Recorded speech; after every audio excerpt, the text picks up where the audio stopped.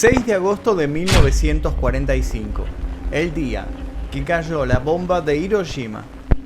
En 1945 Estados Unidos y Japón llevaban 4 años enfrentados en la Guerra del Pacífico, uno de los mayores escenarios de la Segunda Guerra Mundial.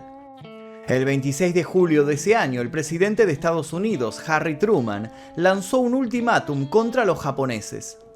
Les exigía una rendición incondicional, en caso contrario se iban a tener que enfrentar con una destrucción rápida y total. El mensaje de Truman no mencionaba la utilización de armas nucleares. Sin embargo, estos artefactos eran parte del arsenal que Estados Unidos tenía en su poder, arsenal que no dudaron en usar. Pero, ¿qué fue lo que sucedió el día del primer ataque nuclear en la historia de la humanidad? Bueno, eso van a conocerlo el día de hoy. Pero antes de comenzar, les pido por favor que dejen su like si es que todavía no lo hicieron, se suscriban, activen notificaciones y los invito a dejar un comentario aquí debajo sugiriendo posibles temáticas de nuevos videos. Ahora sí, comencemos.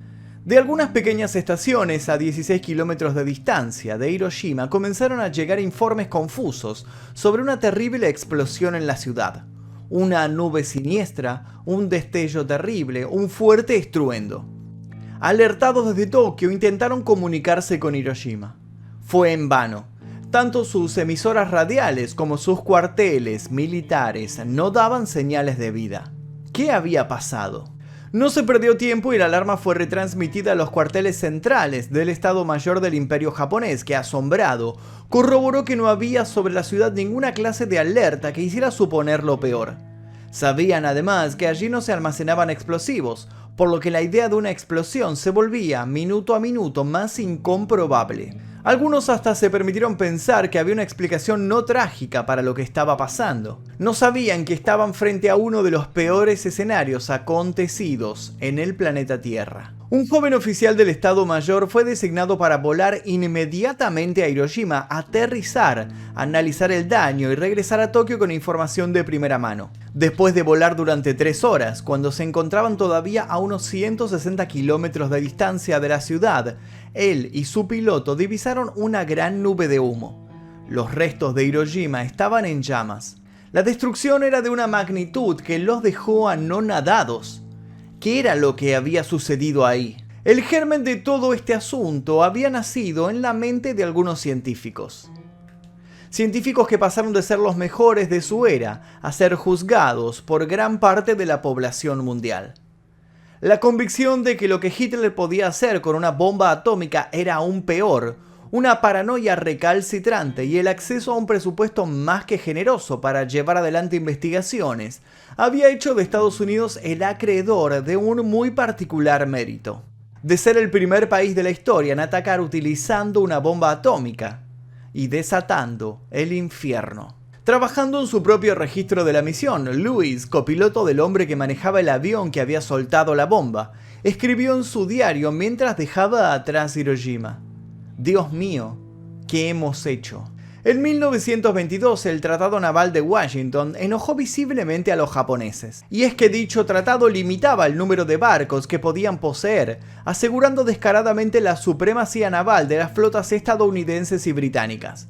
Como si fuera poco, las potencias europeas ocupaban territorios dentro de lo que Japón consideraba su esfera de influencia, por lo que en 1937 se tomó la decisión de invadir China, conflicto que duraría 8 años. A su vez, en 1940 Japón firmó el pacto tripartito con Alemania e Italia, lo que alineaba a Japón con las potencias del eje. Sin perder tiempo y con claras intenciones de mostrar su convicción, en julio de 1941 Japón invadió con sus tropas el sur de Indochina, territorio controlado por Francia. Estados Unidos consideró que esto ameritaba tomar represalias, embargos comerciales y la reducción del suministro de petróleo al país en un 90% fueron algunas de estas medidas. Debido a estas sanciones, así como las impuestas por británicos y neerlandeses, el comercio exterior de Japón bajó su pulso de vida a latidos cada vez más esporádicos. ¿Pero hizo esto que Japón se rindiera o se amedrentara? Pues no, de hecho hizo todo lo contrario. El 5 de noviembre el emperador Hirohito y el gobierno japonés decidieron declarar la guerra a Estados Unidos si no se levantaba el embargo petrolero a finales de mes. El 7 de diciembre la primera flota japonesa lanzó un ataque aéreo masivo contra Pearl Harbor, por lo que al día siguiente, el 8 de diciembre, el Congreso de Estados Unidos declaró la guerra a Japón. ¿Pero qué fue precisamente el incidente de Pearl Harbor? Bueno, si quieren saber cómo fue que Japón atacó esta base naval de Estados Unidos en Hawái, cuáles fueron las consecuencias y demás, los invito a ver el video que se encuentra subido a este canal, que se llama El día que hubo un ataque en Pearl Harbor. Ahí van a ver desarrollada toda esta historia y van a conocer lo que sería la primera parte de la narración del día de hoy. Para seguir con lo que nos concierne, nos basta con saber que el ataque a Pearl Harbor se llevó tan solo un día después de que Roosevelt autorizara un proyecto secreto conocido como Manhattan Engineering District, más comúnmente conocido por todos como el Proyecto Manhattan.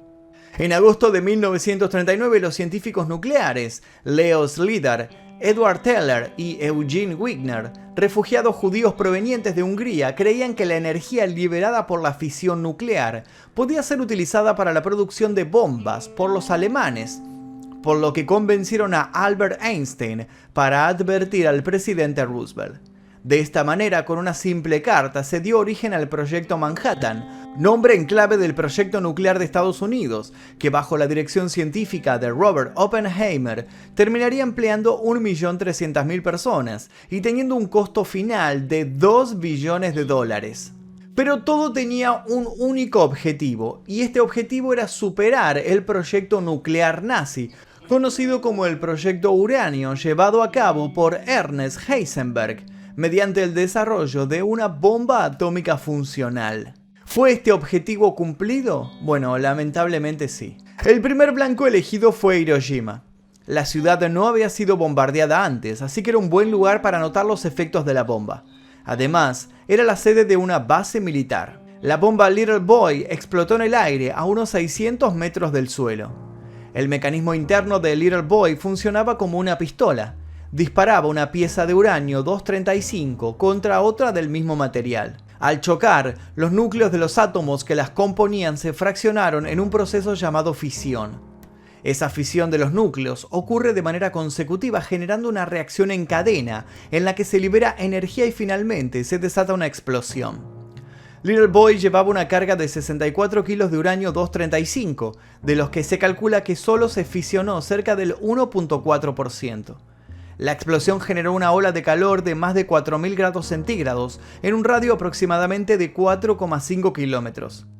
Se cree que entre 50.000 y 100.000 personas murieron el día de la explosión. La ciudad quedó devastada en un área de 10 kilómetros cuadrados. La explosión se sintió a más de 60 kilómetros de distancia. 2/3 de los edificios de la ciudad, unos 60.000, quedaron reducidos a escombros. El intenso calor produjo incendios que durante 3 días devoraron un área de 7 kilómetros alrededor de la zona cero. La bomba había sido liberada por el Enola Gay, un bombardero B-29. De 45 metros de envergadura y recubierto de un aluminio pulido que es casi un espejo, el Boeing B-29 Superfortress Enola Gay es para algunos un símbolo de la destrucción masiva, pero para otros es el de la culminación de una guerra atroz que podría haber derivado en 1 millón de muertos estadounidenses. Está exhibido en el Museo Smithsoniano del Aire y del Espacio, con sede en Chantilly, Virginia, en las afueras de Washington, D.C. Este enorme complejo, con varios hangares repletos de aeronaves de todas las épocas, transbordadores, cohetes y misiles, está más alejado del museo que la mayoría de los turistas conoce, en el centro de la capital estadounidense. Cuando se cumplió el 50 aniversario del lanzamiento de la bomba sobre Hiroshima, hubo una serie de polémicas. Para algunos, el Enola no podía ser exhibido por una cuestión de respeto. Aún hoy, la bestia alada sigue teniendo tantos fans como detractores y sobrevuela la imaginación de muchos, a veces como un sueño mojado, a veces como una pesadilla. Paul Warfield Tibbets Jr. fue el comandante y el piloto del Enola Gay. El nombre del bombardero fue elegido por el propio Pete Tibbets, quien lo bautizó con el nombre de su madre, Enola Gay Hazard Tibbets. Después de cumplida su misión, Tibbets permaneció en el servicio y tuvo una larga vida. Escribió sus memorias y recibió varios honores. Nunca expresó remordimiento por su papel en el lanzamiento de la bomba atómica sobre Hiroshima. Sin embargo, no ocurrió lo mismo con Claude Heatherly, el piloto que comandó el Straight Flash, el avión de observación. Su historia se hizo muy conocida. Claude Heatherly fue dado de baja de la Fuerza Aérea en 1947. Su descenso fue vertiginoso. Su vida después de la guerra siguió un patrón: detenciones por delitos menores, trabajos en los que duraba muy poco, alguna internación de unos días para monitorear su salud mental. Luego de esos días en el hospital, Heatherly salía, conseguía trabajo y se volvía a repetir el circuito. Solo se incrementaba la gravedad de los delitos cometidos y la duración de las internaciones. En el medio, divorcio, los hijos que no lo quisieron ver más, un par de fallidos intentos de suicidio. En ese entonces su prédica antibelicista había comenzado. En muchos lugares del mundo se contaba su historia y se reproducían sus declaraciones. Había sido parte del horror y eso pesaba en su conciencia. Y por supuesto se lo hacía saber al mundo. Voces oficiales en Estados Unidos y antiguos compañeros del Cuerpo 509 de operaciones trataron de quitarle trascendencia y autoridad a su postura. Sostuvieron que sus problemas mentales habían empezado antes de la guerra. Otros hablaron de celos, de búsqueda de protagonismo, de malas decisiones posteriores que los llevaron a ponerse en el papel de la víctima. Para muchos, el único error de Heatherly fue arrepentirse de su participación relativamente inocente en la brutal masacre. Hay sobradas evidencias de que sus contemporáneos estaban dispuestos a honrarle por su participación en la masacre, pero cuando se mostró arrepentido, arremetieron contra él, reconociendo en este arrepentimiento su propia condena por lo que había hecho con todas esas personas. El Jardín Duquesne, el más antiguo de la ciudad, se encontraba a solo 1.7 kilómetros del hipocentro de la explosión. La gente comenzó a llegar al jardín desesperada en busca de agua. Llegaban descalzos, la piel de la espalda también les colgaba y la arrastraban desde los talones. La iniciativa Green Legacy Hiroshima, o Legado Verde de Hiroshima, busca asegurar que el sufrimiento de la ciudad no solo no sea olvidado, sino que pueda transformarse en motivo de esperanza. El proyecto envía a diferentes países del mundo semillas de los árboles que sobrevivieron a la devastación de la bomba atómica. Estos árboles son conocidos en Japón como Hibaku Yumuku, o árboles que sobrevivieron a la explosión nuclear. Hay cerca de 160 árboles sobrevivientes en Hiroshima.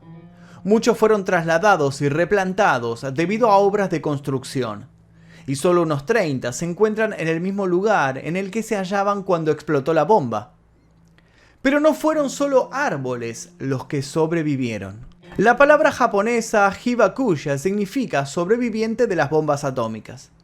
Muchos de quienes no murieron en ese instante por el impacto nuclear lo hicieron meses o años más tarde por diversos efectos tardíos de la radioactividad en sus cuerpos. Según la Ley de Socorro para Sobrevivientes de Bombas Atómicas de 1994, hay 3 categorías de Hibakusha: aquellos expuestos directamente a la bomba nuclear, quienes estuvieron en el radio de los 2 kilómetros de su caída durante los siguientes 2 semanas al hecho, y los Hibakusha in útero, es decir, quienes descienden de las personas de las categorías anteriores. Los Hibakusha desarrollaron en muchos casos enfermedades producto de la radiación, desde asma hasta tumores cancerígenos. El estigma de haber sido víctimas perduró durante muchos años en Japón y el mundo, y hay sobrevivientes que afirman sentirlo incluso en la actualidad. Bajo el temor de que los efectos de la radiación pudieran ser contagiosos, fue muy difícil para ellos buscar empleo, casarse, volver a tener algo así como una vida normal. Los Hibakusha tuvieron un seguimiento de décadas de los científicos estadounidenses sin recibir tratamiento médico, con el fin de no intervenir en los efectos reales de la radiación. Con el tiempo, sin embargo, el enfoque de investigación cambió, y los estudios supusieron importantes avances médicos relacionados con el vínculo entre la radiación y las afecciones como el cáncer. Fueron útiles también para conocer cuál es el límite radiactivo que puede soportar el ser humano con finalidad médica. La contribución de los Hibakusha a la ciencia ha sido enorme. La organización Hibakusha Stories reconoce a Sadako Sasaki como la Hibakusha más famosa de la historia. Sasaki tenía 2 años cuando Hiroshima sufrió el ataque nuclear. Aunque sobrevivió, a los 12 años contrajo leucemia, una enfermedad que en esos años crecía entre los sobrevivientes. Internada durante meses en el hospital de la Cruz Roja japonesa, cuentan que Sasaki compartía cuarto con una joven que le contó acerca de la leyenda tradicional de las 1000 grullas de origami. Según ella, cualquiera que hiciera 1000 grullas de origami podría pedir un deseo que se haría realidad. Hay varias versiones de cuántas grullas logró hacer Sasaki. En algunos casos no llega a las 1000 y en otros supera ampliamente el número. En octubre de 1955, meses después de haber sido diagnosticada, murió. Sasaki fue enterrada con 1000 grullas de origami hechas por sus compañeras de clase. Sasaki hoy en día es un ícono de la lucha de los Hibakusha y popularizó por supuesto la leyenda de las 1000 grullas como un símbolo de esta lucha por la vida en Hiroshima que, por más que muchos no lo puedan creer, hoy en día es un lugar habitable. ¿Cómo es posible que Hiroshima, que sufrió explosiones nucleares tan devastadoras y enorme pérdida de vidas, sea ahora una ciudad próspera y habitada, mientras Chernobyl es un lugar deshabitado y seguirá así quizá por miles de años? Bueno, eso es algo que muchos se preguntan y tiene una respuesta. La bomba Little Boy transportaba 63 kilogramos de uranio enriquecido. El reactor número 4 de Chernobyl tenía unas 180 toneladas de combustible nuclear, del que 2% era uranio puro. Cuando explotó el reactor, se calcula que se liberaron 7 toneladas de combustible nuclear. En total, el desastre emitió 100 veces más radiación que las bombas que cayeron sobre Nagasaki y Hiroshima. En la bomba de Hiroshima solo hizo reacción cerca de 0,90 kilogramos de uranio. En Chernobyl, sin embargo, unas 7 toneladas de combustible nuclear con enormes cantidades de partículas radiactivas escaparon a la atmósfera. Cuando se fundió el combustible nuclear, se liberaron isótopos radiactivos que incluían xenón, yodo radiactivo y cesio. Las 2 bombas de Hiroshima y Nagasaki fueron detonadas en el aire, a cientos de metros sobre la superficie de la Tierra. Como resultado, los depósitos radiactivos se dispersaron por el efecto de la nube creada por la explosión. En Chernobyl, sin embargo, cuando se fundió el reactor número 4 en la superficie, se produjo una activación de neutrones que provocó que la Tierra se volviera radiactiva. Aunque funcionan sobre la base de los mismos principios, la detonación de una bomba atómica y el colapso de una planta nuclear son procesos muy diferentes. La radiación inicial de un accidente nuclear puede ser mucho más baja que la de una bomba, pero su tiempo de vida es mucho más largo. Se calcula que pasarán miles de años, se ha hablado de 20.000, para que la zona de exclusión de Chernobyl vuelva a ser habitable. Mientras tanto, en Hiroshima, las calles se llenan a diario de personas que mantienen una memoria muy fuerte sobre el incidente mientras desarrollan su rutina. La gente va al trabajo, los niños estudian. Esta es una ciudad como cualquier otra. Una ciudad con un pasado muy trágico y una visión muy dividida. Por ejemplo, en lo referente a Einstein. Pero antes de abordar la historia de Einstein, les quiero recordar que si quieren conocer en profundidad lo que sucedió en Chernobyl, los invito a ver el día que hubo una explosión en Chernobyl, que es un video que se encuentra subido a este canal, por supuesto, en donde desarrollamos ese tema contando absolutamente toda la cronología y los detalles. En julio de 1946, la revista Time publicó en una portada una ilustración del rostro de Einstein y de fondo la nube en forma de hongo que produjeron las explosiones. En medio del humo se lee E es igual a mc al cuadrado. El artículo dice que teóricamente Einstein fue el padre de esta bomba atómica porque gracias a su famosa ecuación hizo posible que se pudiera fabricar esta arma nuclear. Para otros, sin embargo, la relación no es tan clara. E es igual a mc al cuadrado explica de dónde viene la energía, pero no dice cómo hacer una bomba atómica. Dicho de otro modo, la famosa ecuación puede ayudar a entender por qué funcionan las bombas atómicas, pero no dice puntualmente cómo funcionan. La otra asociación de Einstein con la bomba atómica fue la carta que envió al presidente Roosevelt en 1939, 6 años antes de los bombardeos. La carta recomendaba mantener un contacto permanente entre el gobierno y los físicos que investigaban el tema nuclear en Estados Unidos, asegurar los suministros de uranio, destinar fondos para trabajos experimentales y buscar la cooperación de laboratorios industriales. La carta en ningún momento sugiere la fabricación de una bomba atómica, sin embargo, algunos expertos la consideran crucial. La carta cambió el curso de la historia al impulsar la participación del gobierno estadounidense en la investigación nuclear. Sea como sea, el científico declaró pocos meses antes de morir en 1955 que lo sucedido en Hiroshima se debía a un error suyo, a un gran error suyo. El hombre más inteligente del mundo fue también el hombre más arrepentido del mundo. Muchos consideran que la relativamente rápida rendición japonesa valida la decisión de Truman de recurrir a las armas nucleares. Para ese entonces, los bombardeos de la Fuerza Aérea estadounidense ya habían causado más muertos que los que eventualmente provocarían los artefactos nucleares. Otros, sin embargo, consideran injustificable el uso de armas o estrategias que no discriminen entre combatientes o civiles. Bajo esta postura, Hiroshima fue, sin lugar a dudas, un crimen de guerra. Lo cierto es que la aparición de las bombas atómicas cambió completamente la estructura histórica de las confrontaciones internacionales. En 1970 surgía el Tratado de la No Proliferación Nuclear, al que hoy en día se encuentran adheridos todos los países menos India, Pakistán y Corea del Norte, que poseen armas nucleares, e Israel, que se cree que las posee, pero nunca lo han reconocido. El Museo de la Paz de Hiroshima fue fundado como un lugar de conmemoración en el Parque de la Paz en 1955, después del bombardeo atómico. El edificio principal fue planeado por el arquitecto Kenzo Tange. La fundación que dirige el museo reúne objetos que recuerdan los incidentes y narraciones de experiencias de las víctimas y participa en el movimiento internacional de la paz. El museo no solo expone detalladamente la catástrofe del 6 de agosto, sino que también muestra información sobre las armas atómicas en el mundo.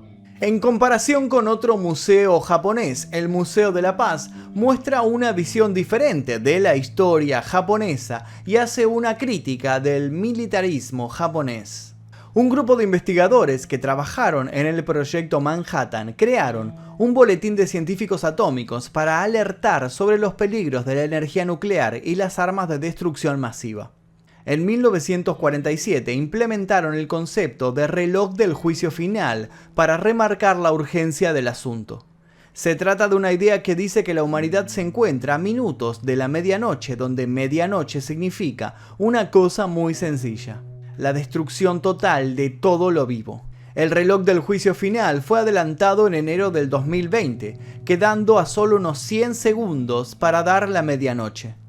Sin lugar a dudas, la experiencia de Hiroshima nos puso en una carrera contra este reloj. ¿Podrá acaso el ser humano salvarse de este voraz instinto por la autodestrucción? ¿O terminaremos todos volando por los aires en el momento menos pensado? Hasta aquí el video de hoy, espero que les haya interesado. Los invito a dejar recomendaciones de posibles videos en este canal y también los invito a recorrer este canal porque estoy seguro que van a encontrar un montón de videos que todavía no vieron y les van a interesar mucho. Sin nada más que decir, me despido. Mi nombre es Magnum Mephisto y esto fue El Día Que.